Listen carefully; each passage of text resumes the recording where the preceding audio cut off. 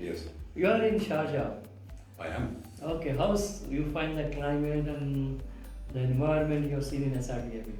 I find the outside temperature at the moment a little too warm, but the beautiful air conditioning in this centre is just right. So it's very nice. So today we are here to discuss about the frontier technology, what we are going to have it here. Yes. So I just want to ask you, okay, in earlier days, how the decisions was taken without the data, Well, a lot of decisions in the public sector would be taken upon the basis of professional judgment, experience. Taking people who had been in the business a long time would say, I have seen this sort of thing before and my training tells me that X needs to happen and my experience tells me that X needs to happen, so we're going to do X. So in a sense, they were using some element of data, but it was anecdote in their own understanding of the data as they understood it. And from what was the success rate of those decisions? It was like near to none of the decision we can say it's a perfect. It all depends on experience, as you mentioned. But those decisions taken. Well, I think the quality of the decision making would be very variable. So I think highly expert people with very good emotional skills and a lot of experience would make very good decisions. But you could equally have extremely poor decisions made by people who didn't have those set of qualities. So the average standard would be much lower, although you would have exceptionally good decision making by exceptional people, because that's what exceptional people do. As you know that we have set up here Mahar, and yesterday it was a soft launch, Yes. So I'll just give a brief about what is Mahar, It's an HPC as a service, a data center which is first in the Middle East and 26 in the world. Why? Because we are using water-cooled technology, which helps the research works to do the computational power to come up with an AI trained model, which will help the decision. So if you ask to your social service guide, which is IT people or the business people, that if we come with this model there, and it will help them to take the decision better. What is your opinion on this one? Yes, I think most public servants want to take better decisions as quickly as they can. And good decisions are generally based upon, among other things, having good data, good information, and a good understanding of what that information and data means.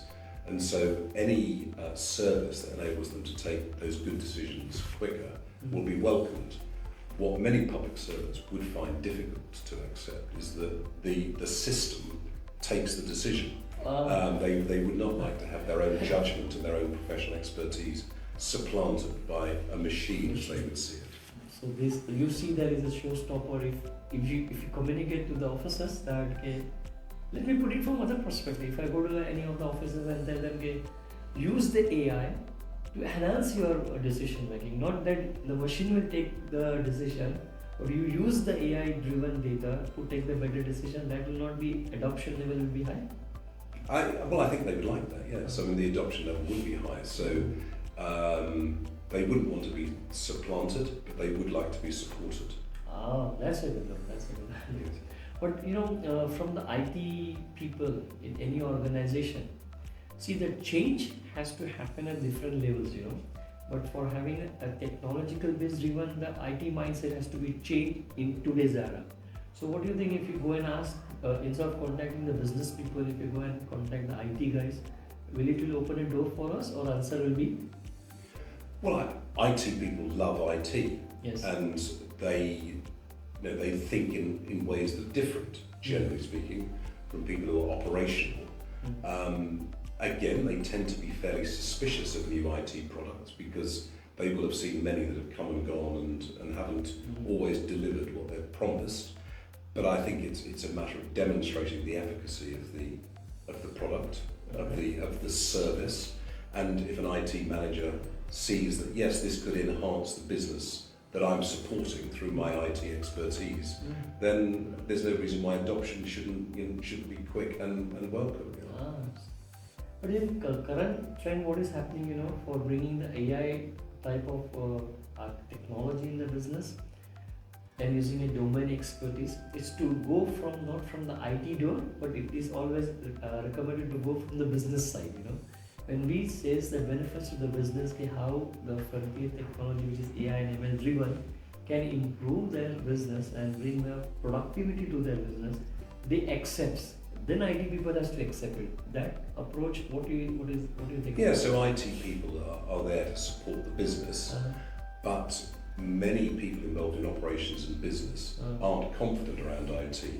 And although the IT people should support the business, quite often IT people can have quite a lot of influence on the adoption of IT for business, because they can say this won't work, or this is going to bring some problems, or it's not entirely secure, or there are cyber problems, or it won't fit. We can't do a reasonable interface with our current systems, or it's going to catch a blooming fault. They can come up with a whole host of reasons, and the operational people don't know.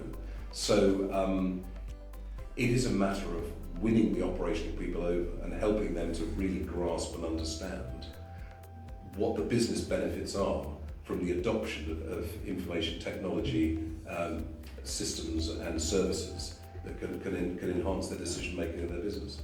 So from your point of view, adopting a frontier technology, the showstopper is a mindset or a confidence in IT system, it will be again a failure or it will expose their business? What do you think? It's like basically it's just... Well, it's a combination of those things. So it's a lack of confidence. A lack of confidence. It is having learned and remembered those very high impact stories of huge failures. So what they know is everything we've got at the moment seems to work okay. And I remember that thing. I remember that post office Horizon scandal. Have you heard of that story? No, I'll tell you that story later. So there was the adoption of a big IT system in Britain by the post office to improve the financial accounting activities of people around post offices. And it's a huge scandal in Britain because it failed, and lots of post office employees got prosecuted for offences they hadn't committed because the computer said they'd committed an offence, and it's now been proven that the computer didn't. I mean, the computer told it, but the computer had got glitches in it which hadn't been ironed out. So it's a huge story in Britain at the moment. So and the decision was taken by the machine. The machine said that man is stealing, this woman is stealing, and they got arrested and prosecuted. And some of them went to prison, and some of them committed suicide, and they were all innocent because the machine said they were guilty. So that is a big story. Every IT manager in the country knows that story. Oh, so they become a little frightened. And so they know our system at the moment doesn't prosecute people or make bad decisions because it's well tried and tested. And you're telling me you've got an algorithm that's going to help me make a better decision. It's going to tell me that so So you've got to get over that. Again, story has to be Yes, the narrative has to be more compelling than the story that currently exists. Thank you very much, Chris Miller, for joining us on this podcast, and see you on other podcasts. Yes, thank you very much as well. Yes. We didn't do that. No, we didn't.